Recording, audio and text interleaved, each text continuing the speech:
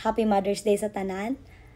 Karon nga nagsaulog ta og Mother's Day, atong hinumduman nga dili lang ni para sa mga inahan, kundili usa kini ka spiritual refraction nga from curse to blessing, gikan sa sumpa ngadto sa panalangin.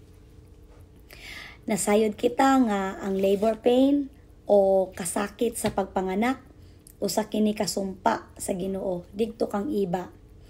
Tungod kay si iba nagbutbuot pod og sugo didto di Adan nga kauno ng apple. Joke lang.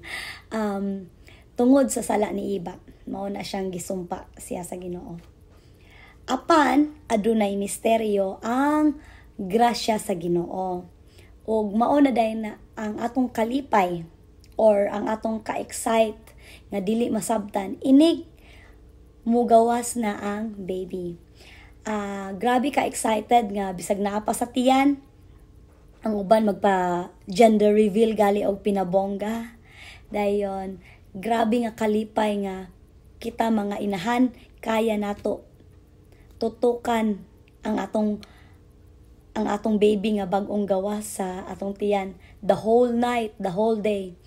Kaya nato dili mo kaon, magsige lang tagtanaw sa baby, kaya nato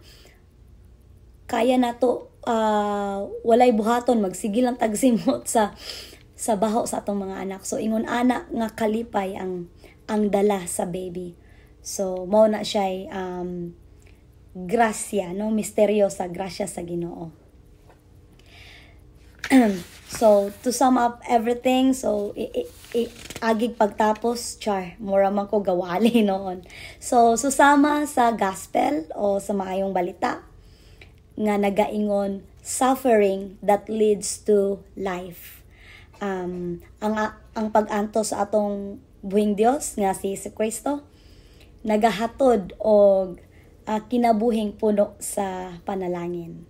Og I miss you all and to God be the glory. Happy Mother's Day.